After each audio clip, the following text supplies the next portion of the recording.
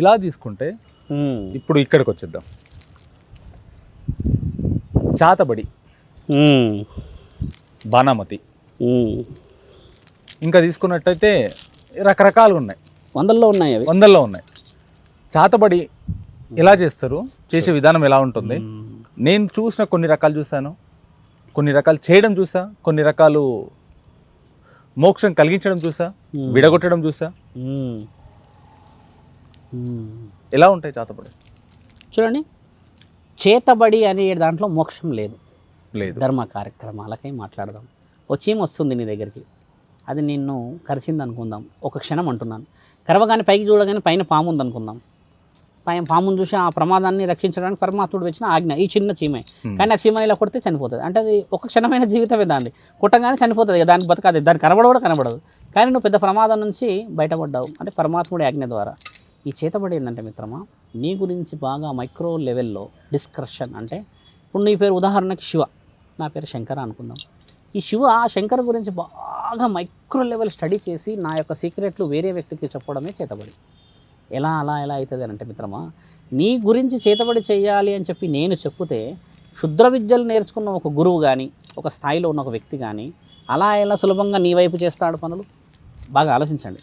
ఒక వ్యక్తి బ్రహ్మ రాసిన రాత, పరమేశ్వరుడు ఇచ్చిన ఈ శరీరం, విష్ణుదేవుడు ఇచ్చిన ఒక మహానిత్యమైన అలంకరణ అనుకుందాం, డబ్బులు, చెట్లు, వీళ్ళన్నీ షూస్, ఇన్ని ఉన్న ఈ శరీరం మీద చేతబడి ఎలా పనిచేస్తుంది?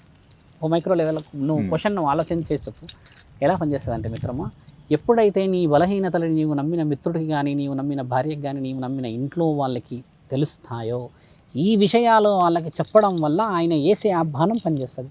లేకపోతే నీ శరీరం మీద ఇంత అష్టదిగ్బంధన ఉన్న ఒక శరీరం అయితే అంత సులభంగా పుట్టాడు కదా శంకర.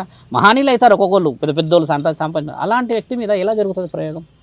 అంటే నీ బలమైన క్షణాలను నువ్వు ఏ రోజైతే సీక్రెట్లు నీవు నీ శరీరాన్ని వదిలేసి ఇంట్లో డిస్కషన్ చేయకుండా వేరే మూడో వ్యక్తికి చెప్తావో, ఆ మూడో వ్యక్తి తీసుకెళ్ళి అక్కడ ఉన్న వేరే వ్యక్తికి చెప్తే ఆయన డబ్బు రూపాన కూర్చుంటాడు. ఆయనకు అవసరం ఎవరు చిత్రవాదన అయితే ఏంది, ఆయనకు రావాల్సిన డబ్బులు వస్తాయి. కాబట్టి నీకు తెలియకుండానే నీ మనోధైర్యం వేరే వ్యక్తి తీసుకెళ్ళి వేరే వాళ్ళకి చెప్తే జరిగేది చేతులతో చేసిన బడి. అంటే బాగా గుర్తుపెట్టుకోండి, నువ్వు అడిగిన ప్రశ్నలోనే ఆన్సర్ ఉంది. చేతబడి అని అంటే మీరు డ్రెస్ తీసుకొని చేస్తారు ఒకళ్ళు, హెయిర్ తీసుకొని చేస్తారు ఒకళ్ళు, మీరు నడుస్తున్న మట్టి తీసుకొని చేస్తారు. ఇలా కొన్ని పలు రకాలు ఉంటాయి. అంటే నీ యొక్క స్థితిగతులని అనుభవించడానికి నీ యొక్క గుర్తులు తీసుకెళ్ళి చేయడమే చేతబడి. మీరు అన్న విషయం, దానివల్ల మోక్షం ఎలా వస్తుంది? నిన్ను మోక్షం రావాలి అంటే పరమాత్ముడి దగ్గరికి వెళ్ళిన ఆయన, గుడి దగ్గరికి వెళ్ళిన ఆయన అని చెప్పి చెప్పాల్సిన వదిలిపెట్టి నీ అనుమతి లేకుండా చేసేదే చేతబడి కదా. నీ అనుమతితో చేసేది ఏంది మిత్రమా? పూజ, అభిషేకం, ఏదైనా అన్నదాన కార్యక్రమాలు, లేదా ఏదైనా సేవా కార్యక్రమాలు, ఇవే కదా ధర్మంగా చేయాల్సినవి. అంటే నీకు తెలుస్తుంటాయి. నీకు తెలియకుండా పరోక్షంగా చేసేటి ఎలా మంచిగా నిన్ను మోక్షాన్ని చేరుస్తాయి? మోక్షం అంటే పరమాత్ముని చేరడం. అంటే నువ్వు అన్ని విధాలుగా సాటిస్ఫై అయితేనే స్వర్గానికి పోతాం. నువ్వు అన్న ప్రశ్న మోక్షం అంటే అదే కదా. అలా లేకుండా నువ్వు అష్టనిష్టంగా కష్టంగా ఇప్పుడే ఆయన బుల్లెట్ బండి మీద చనిపోయాడు, మా తమ్ముడి మైండ్ బయటపడిపోయింది స్వామి, అసలు మా పరిస్థితులు, భోగి పండుగ రోజు నరకం చూసాను, అక్క చెల్లెలు ఏడుసారు, మీరు చూసారు, ఆ తల్లి ఎంత కాలం మీద పడి బాధవుతుంది. ఇది ఒక వ్యక్తికి తెలియకుండా జరిగే ప్రపంచం. ఆ వ్యక్తి ఏం చేయబడ్డాడు, ఎలా చేయబడ్డాడు అని మేము ముందు చెప్పాను కదా. 22 ఏళ్ళల్లో బలంగా ఉన్న కొడుకు పోతే జరిగే క్షోభ ఎంత బలమైంది, ఎంత ఏడుపది. ఇది చేతబడిలో ఒక భాగం అని చెప్పితే కూడా నమ్మడానికి ఉంటుంది. అదే 60 సంవత్సరాలు ఉండేసి నువ్వు మామూలు చావు చనిపోయి మళ్ళీ పుట్టి చేస్తున్నావు అంటే 60 సంవత్సరాలు కూడా చేతబడి చేసేటోళ్ళు ఉన్నారు ఇక్కడ. అంటే అంత మనసుపై ఒక మనిషి నీ మనసును పెట్టేసి చిత్రహింసలు చేయాల్సిన అవసరం ఏముంది మిత్రమా? ఏమన్నా నువ్వు ఆలోచించిన ప్రశ్నలో నిన్ను నేను చిత్రహింసలు ఎందుకు చేయాలి? నువ్వు సంబంధం లేని వ్యక్తివి కదా నాకు, నువ్వు నాకు సంబంధమే లేని వ్యక్తివి. శంకరా అని అన్నావు, ఆ శివ చెప్పు పద భోజనానికి వెళ్దామంటే ఇదొక స్నేహపూర్వకమైంది. అసలు నువ్వు థర్డ్ పర్సనాలిటీవి నా లైఫ్కి ఎంటర్ అయ్యి నన్ను చిత్రవదన చేస్తున్నావు అని అంటే నీ వల్ల నాకు లాభం ఏంటంటే మిత్రమా, నీ ఇద్దరి మధ్యలో మూడో వ్యక్తికి నీ యొక్క పతనం ముఖ్యమైనది. మూడో వ్యక్తి నీకు తెలియకుండా చేయడానే చేతబడేని అంటారు. అది వాస్తవమే కదా, నీకు కూడా తెలుసు కదా ఎలా జరుగుతున్నాయి అనేది. అందులో మోక్షం రాదు చేతబడిలా, ఇప్పటికీ కాదు, ఇంకొక 1000 ఏళ్ళు అయినా కూడా చెడు పనుల్లో మంచి రాదు, ఎప్పుడు కూడా రాదు. కానీ ఇప్పుడు కొంతమంది మీరు చెప్పినట్టుగా వెంట్రుకలు, బట్టలు, కాళ్ళ కింద మట్టి, లేకుండా మనం వాడుకునే వస్తువుని బొమ్మలో పెట్టి చేయడము చేస్తారు, ఖచ్చితంగా చేస్తారు. పిండిలతోని వస్తువులు తయారు చేస్తారు, పిండితో వస్తువు పెద్ద వస్తువు ఒక మనిషిలాగా చేసి ఈ మనిషికి అని ప్రేరేపించి. నీకు ఇంత ముందుకు ఒక విషయం చెప్పాము మేము. ఏం చెప్పామంటే ఒక 13 నుంచి 20 సంవత్సరాల వ్యక్తులు చనిపోయే వాళ్ళది కొంచెం స్ట్రాంగ్ సోల్, 30 వరకు చనిపోయింది ఒక రకమైన సోల్, అర్ధ ఆయుష్తో చనిపోయారు అనుకుందాం. అంటే ఏదన్నా సందర్భానుకూలంగా వీటిని అన్నింటినీ బందీ చేసి వారి యొక్క కోరికలను తీరుస్తామని మీకు మీ ఇంటికి బాగు చేస్తామని ఇంకేదో చేస్తామంటే ఆత్మ ఏంటంటే మిత్రమా, భూమి నుంచి రుణం తీరిపోతుంది, గాలిలో ఉంటుంది ఎప్పుడు. ఎప్పుడైనా ఆత్మను చూసినాము ఏదైనా వీడియోలలో అక్కడిక్కడ అంటే చూడండి, భూమి మీద నిలబడినట్టు కనబడదు, మనం ఫోటోలో చూస్తాం. ఎందుకు నిలబడినట్టు కనబడదు అంటే మిత్రమా, శరీరం నుంచి నీకు రుణం తీరిపోయింది కాబట్టి అది గాలిలోనే ఉంటుంది, అంటే భూమికి నీకు రుణం లేదు ఇక. అందుకని వాటిని ఏం చేస్తారంటే ఆకారం లేనట్టే కదా, 50% సోల్, 50% వచ్చేసి నీ ఫిజిక్స్ అంటే మన ఈ చర్మ మాంసం ముద్దలు. ఈ 50% ఖననం కానీ ఇంకేదైనా చేసిన తర్వాత మిగిలిన ఆ 50% ఏ రూపాన్నైనా మార్చుకోగలదు, కుక్క గుర్రం నువ్వు ఎట్టేస్తే అట్లా. అయితే నాకు కావాల్సింది ఏంటంటే నన్ను చూడగలిగే వ్యక్తి కావాలి. మనిషివి కాబట్టి నాకు కనబడతావు, అదే నువ్వు ప్రాణాలు వదిలేసేసినాక కనబడే గాలి నాకు ఎలా కనబడుతుంది? మీరు అన్న మొట్టమొదట గురువు విద్య ఏమిది, గురుగారు ఒక మాట అన్నారు కదా, ఇదే గురువు విద్యలో భాగాలు ఇవి నేర్పిస్తారు. 3 సంవత్సరాలకి 4 సంవత్సరాలకి కఠోరమైన శిక్షలో మానవాతీత శక్తులని చూడగలిగే శిక్ష 5వ సంవత్సరంలో ఇస్తారు. ఎందుకంటే సడన్గా చూసి నీకు గుండె స్ట్రోక్ వస్తే నీకు ఆ స్థితి రావాలి కదా. ఇప్పుడు నువ్వే ఉన్నావు నేనే ఉన్నావు, సడన్గా బైక్ మీద పోతే మామూలుగా పిల్లడ్డం వస్తే కింద పడతాం. అలాంటిది ఒక శక్తి కనబడితే ఎంత భయం వచ్చి గుండె గుబుల్లు ఉంటుంది. ఈ విద్య స్టెప్ బై స్టెప్ వచ్చేటి.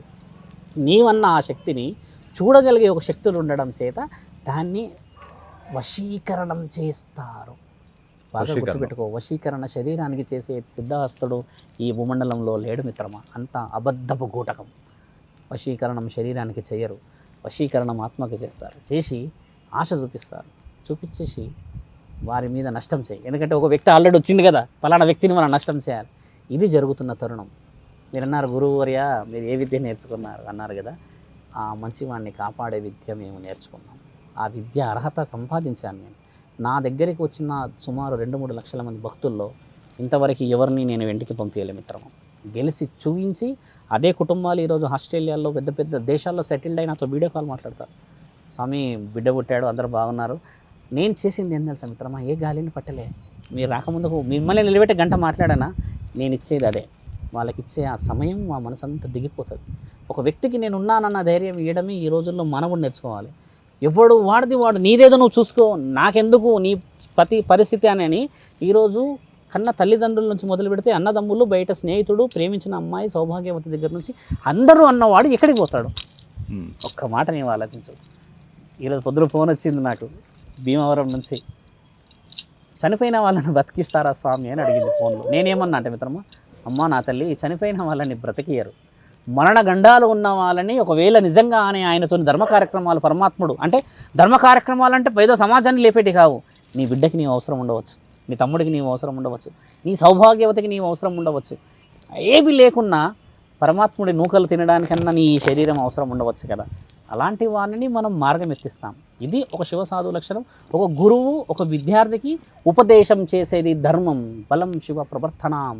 ప్రతి గురువు చెప్పేది ఒక చెవులో మీరు అన్నారు కదా మొదట, ఏ ఉపదేశం ఏ సాధన చేశారనేది బలం శివ ప్రవర్తనం అనే విషయం వల్ల వచ్చేది ఏంటంటే మిత్రమా, సర్వ జగత్తుకు లయకారకుడై పరమాత్ముడు అంటే భూమండలం మొత్తం అటు ఇటుగా నేనే ఉన్నా, సమస్య లేదు అన్న సమయంలో నేనే సమస్యకి పరిష్కారం అన్నవాడే ఒక గురువు నుంచి శిష్యుడు అందుకునే పరిష్కారం. పరమాత్ముడు ఉన్నాడు అన్న ధైర్యాన్ని అవతల వ్యక్తికి ఇచ్చి ఆ వ్యక్తి యొక్క సమస్యని బందీ చేసి పరమాత్ముడికి అప్పచెప్పడమే శివ రుద్ర సాధు లక్షణం. ఇందులో మేము ఎక్కడ తప్పు చేయలేదు కదా. ఒక ఇంటిని కాపాడినే వాళ్ళమే కదా, ఒక ఆడబిడ్డ ఏడుస్తున్న ఏడుపుని కాపాడినే వాళ్ళం కదా, భర్తని తీసుకొచ్చి సంసారాన్ని కాపాడినే వాళ్ళమే కదా. మరి మీరు అడిగిన ఆ క్షుద్ర పూజ ఎవరు చేస్తున్నారు? నీవు నమ్మిన నీ స్నేహితులే, నీవు నమ్మిన నీ వ్యక్తులే. కాబట్టి మంచి ఎలా ఉందో సమాజంలో మిత్రమా, దాన్ని తీవ్రంగా డామినేట్ చేయడానికి చెడు ఉంది.